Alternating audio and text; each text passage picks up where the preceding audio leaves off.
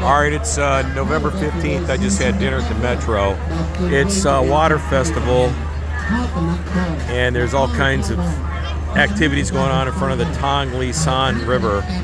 And water festival, as far as I can tell, it's the end of rainy season, so that means fishermen can go back at it and make a living. And what's interesting, the Tong Li River, Tong Li San River, as I understand it, it's the only river in the world that reverses its direction, the water flow. And I'm sure it has something to do, maybe perhaps with the end of rainy season. But I was on a boat tour years ago, and I thought something was weird, and I couldn't quite figure it out. And it finally dawned on me. I'm like, am I really seeing this correct? That the water flow is going in the opposite direction? And sure enough, it was. And need some shoes. At either rate,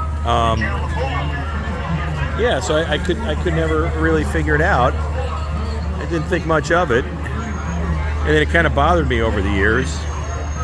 And I come to find out that during it was about the time, end of October, beginning of November, when I had done this is like 15, 16 years ago. It was a long time ago. At either rate, I didn't think about it for a long time, and then I came here, landed earlier today, and I was told that it was Water Festival, and I go, I remember that.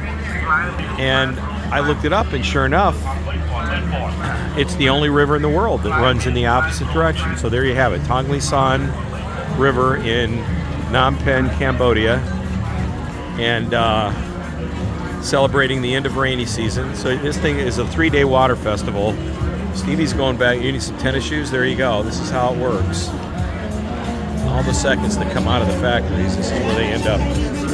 Right here. Check it out.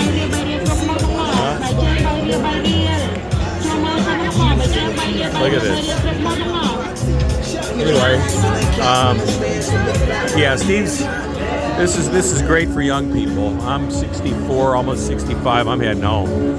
I've been here, done all this. This is way outside my pay grade. The problem is, so much you can't get a tuk-tuk because everything's shut down here. So I'm gonna have to walk back to the raffles, and that's okay. I just had a nice little lamb shank at Metro, and I got to get up at 5:00. So it's gonna be home, shower, brush the teeth, and hit the bed. Nothing for me tonight. I don't. You know what? I don't go out much, hardly at all, at night. I'm not a night guy. I've eaten here before. It's pretty good in here. I'm not a night owl. Not my thing. They used to sell the Happy Pizza here. I'm sure they still do, with the ganja on it. Get the light, medium, and the heavy duty. Heavy duty is more hashish than it is ganja.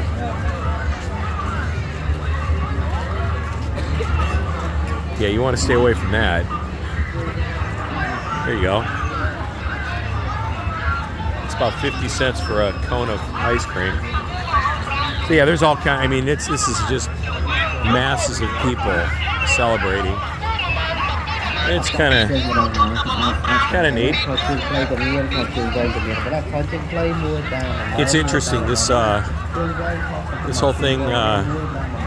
I've done a lot of reading about Cambodia. They really got decimated with the whole Pol Pot regime, and like the average family here has like 4 or 5 kids now, and they got down to a couple of 3 million, 4 million population during Pol Pot's regime. Thank God the Vietnamese came in '79, and that was the end of Pol Pot. They kicked some butt, There's a bunch of bar areas down there, girly bars. Not my thing, but yeah, I'm gonna head back. I'll head back to the ranch here. It's gonna take me probably 20 minutes, 25 minutes. Yeah, this is young people terrain. Good for them. How much of the palace is pretty nice tonight? All lit up like a Christmas tree, I suspect. Yeah, this is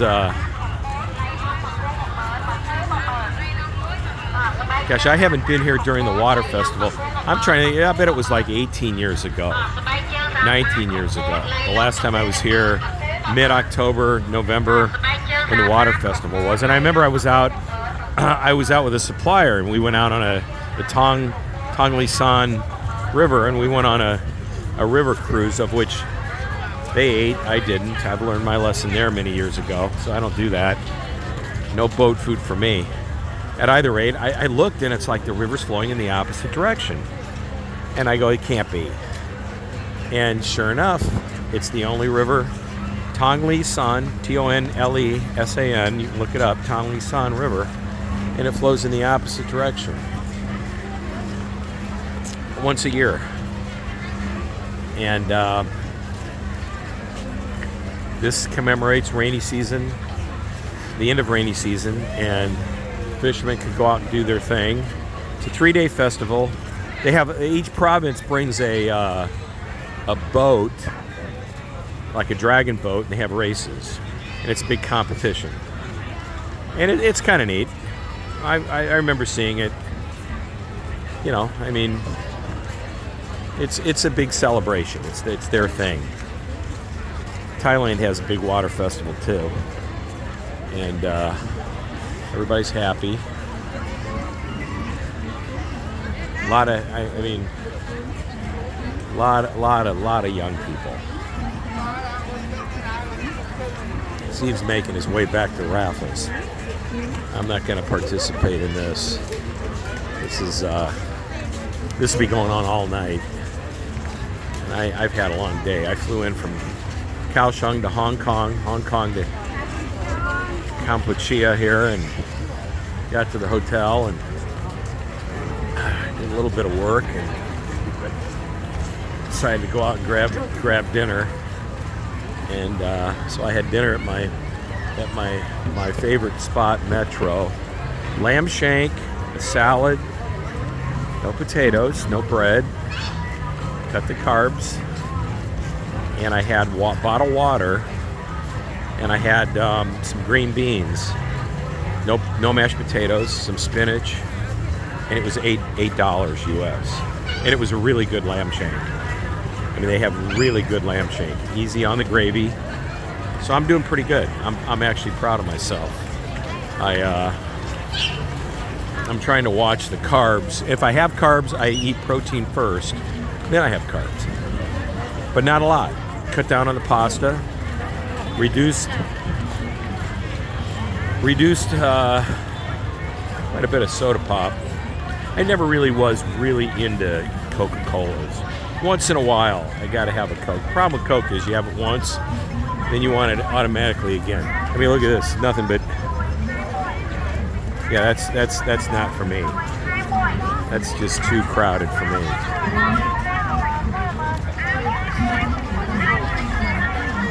Yeah, it's not for me. This is, I gotta cut through. There's a night market up here to the left. I'll cut through the night market, and I'm gonna head over to friendly confines of my hotel where it's nice and quiet. I'm over by the Spook House, over by the U.S. Embassy, and it's I call it the Spook House because back in the day, it's spies everywhere. Because it's a big, it's the triangle. So you got the Golden Triangle. You got Myanmar, Laos,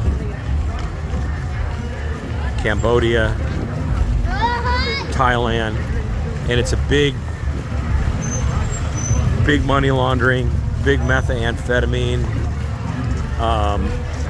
You've got the Chinese cartels in Laos and northern Cambodia, and it's pretty outlawish. I mean, it's the Wild West on steroids. So I don't. Yeah, so I used to get a kick out of it because you could walk by the consulate and you'd see all these shady characters just sort of standing around. It reminded me something out of a Clouseau episode, because you'd see 9 guys reading the newspaper and they're looking around while they're reading the newspaper, or pretending to read the newspaper. And you'd see these people that were, you know, perfectly situated on a bench, sort of just sitting there, but you knew something was up because they were just looking around, and they were foreigners. And so I befriended, this years ago, I befriended a fella that, well, he befriended me. We were I think I was at where the hell was I? This is the night market. I'll avoid that. I can't remember. I may have been at a grocery store. Seems like I was at some sort of store, and we start talking, and turns out he worked at the consulate. And so, yeah, that's what it was. And then we went out and had a beer. That's what it was. He gave me his card. I gave him my card. Called me up or emailed me.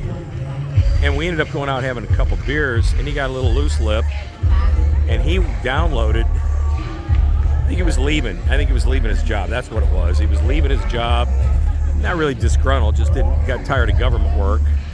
And he unloaded. And I learned all about Cambodia and he called it the Spook House, because it's where the spies come in, and it's like their headquarters. And then they get dispatched out to Laos and Myanmar and northern Thailand and Cambodia. I used to run into the guys at the Landmark that did the DEA guys. They'd stay up at the Landmark and go to Nana when they had their time off. And so I'd see them up in the club level, yucking it up. And anyway, so this guy told me all about all the, not all of the spy activity, but a lot of the spy activity that goes on. And I was shocked that he was going into that much detail. Look at this. So yeah, this is what you get at night here. It's nothing but young people and food stands, and it's actually pretty good. I mean, it's not bad. You would think that, but the inventory turns keep it fairly fresh. It's like India. If you really want to get sick, go to a 5-star restaurant. If you really, really want to get ill, go to a buffet at a 5-star hotel. You'll be sicker than a dog because they store the food forever and a day. Here, the inventory turns. There you go, some good caramel corn. The inventory turns are fairly fast here, so the food doesn't get spoiled. Hotels, it'd be in there for 2, 3, 4 weeks, and it's not good. And so this stuff's pretty fresh. Every once in a while I'll have some Cambodian Khmer chicken, and that's pretty good stuff, like lemon and garlic, and they splay the chicken. I think that's how they pronounce it. I'm probably mispronouncing it, but they split it, and then it's kind of flattened. Marinate it in lemon and lime and garlic. Slap it on a grill. They're pretty good. But yeah, so this guy went on and on and on, told me about the spies out in front and how they're all sitting around looking at the other spies, and you'll see them talk into radios. And back in the day, they had these little pagers that you could type in codes, and they had codes for different folk that would show up. You had spies watching spies, is what he was reiterating. And the more he drank, the more he talked. I was actually kind of surprised. But he some squid. Squids are actually good here, very fresh. But yeah, he rattled on and on and on. and I just sat and listened. I thought it was kind of interesting, and it actually got corroborated years later. Like I said, I met my buddies up in the Landmark, and they were based out of here. It's because I asked them, "Where are you based out?" "Oh, based out of Cambodia, Phnom Penh." I go, "Yeah, at the Spook House," and they all looked at me. They go, "Well, how do you know it's called the Spook House?" And they just kind of smiled. So it made me feel that what was the guy's name? Can't remember his first name. I think it was Gerald, not Gerald, but Gerald. At either rate, he's long gone. He was in his 70s back then, so I'm sure he's gone. This is 15, 20 years ago. So anyway, starting to thin out here. I'm heading back to the raffles. Yeah, this will be going on all night. It's just one big party. Bars will be packed. Ladies will be making their money tonight because there's probably all kinds of foreigners. Not this guy. Those days, I was never really into that. That was never really my thing. Not at all. No, not me. Even when I was single, it was never my. That was just never my thing. Now look at this. Amazing taste with many flavors. Look at this. Yeah, I'm going to be skipping this, but a dessert cart. Yeah, I'll be skipping that. Little tuck. Yeah.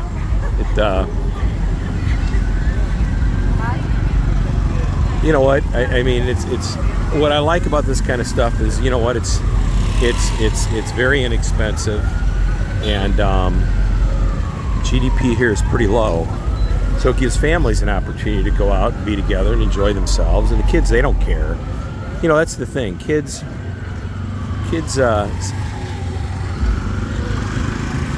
just want to be loved and around their parents, and you know, be a part of things.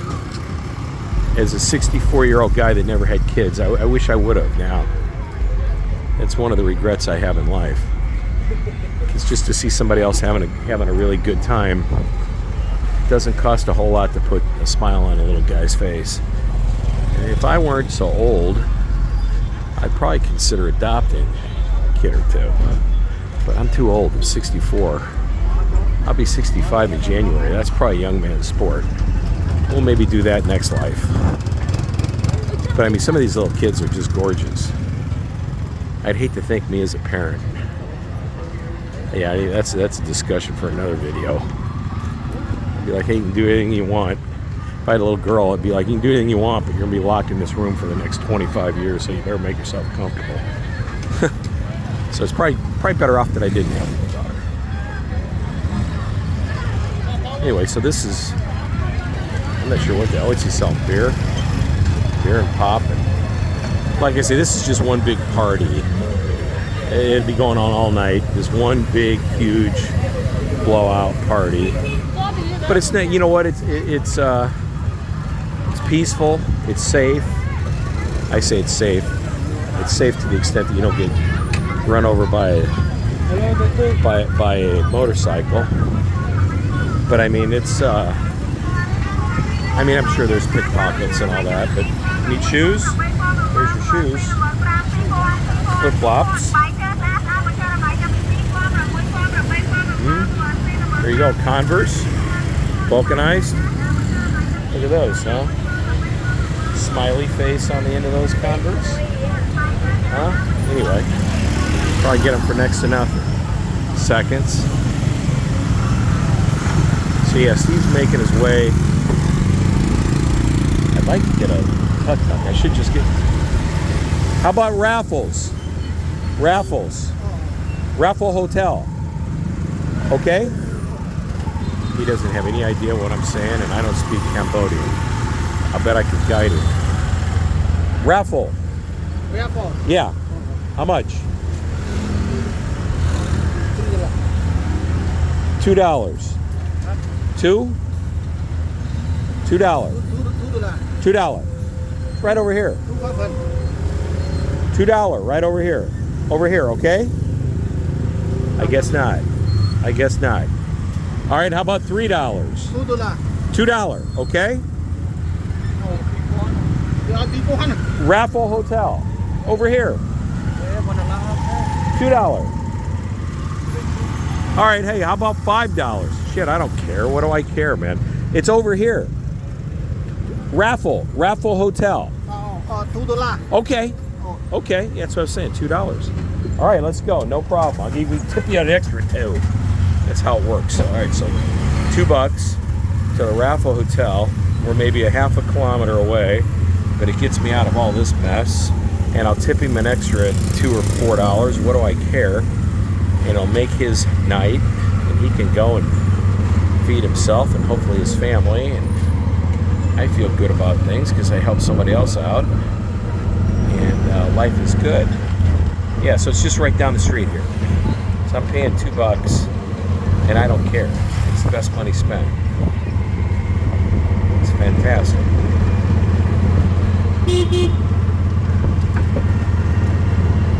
Yeah, so Cambodia, November 15th, 2014. I just went to Metro, had dinner, going back to the raffles. Got to get up early, head to the factory, audit time, walk the line, check some product, review POs, capacity, look at some tooling, some samples. Got 2 T2 meetings, and I should be back by 4 o'clock in the afternoon, maybe 5. Come back, shower. Probably do room service tomorrow night. I'm tired. And then Sunday I go to church here. Nice Catholic church here. So I'll go to church. Probably go have some coffee afterwards, and go back to the hotel, do a little work, and chill out a little bit. So yeah, it's nice to think about Phnom Penh is it is more, the infrastructure is a lot more developed than Ho Chi Minh, by far. It's all the hot money that comes in from China and Korea, United States. U.S. dollar is widely accepted here. Cambodia in general is a very easy place to retire at. You just get you get a regular visa when you come in, $30. And you go to a travel agent, you get it extended for 12 months and pay $300. And every year you just get a 1-year visa extended for 12 months. And you can bank, you can buy property here. I'm involved in a pepper farm down in Camp Pot. And so there's a lot. There's a lot going on here, and there's a lot of investment going on here. A lot of the hot money out of China is flowing down here, Taiwan, especially Korea, and it's a very, very young, because of the whole Pol Pot regime wiped out the population. It's a very young population. I mean, look at this. All you see is just kids in trucks. And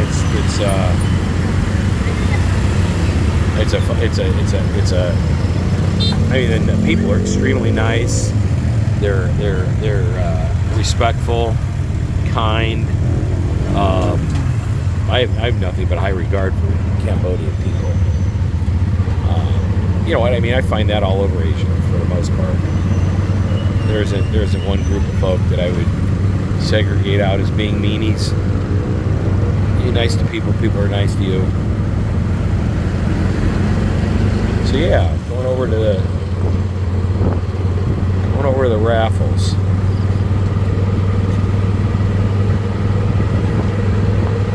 Anyway, you know what? I'm going to sign off. So, Steve in Phnom Penh, Cambodia, November 15th, 2024, and just had a nice meal, and I'm heading back to the hotel and be a good boy, which is what I usually am. I don't go out at night. I don't It's just not my thing. I don't like, nothing good happens to us old guys when we go out at night. All right, I gotta go. World, gotta go. Bye-bye.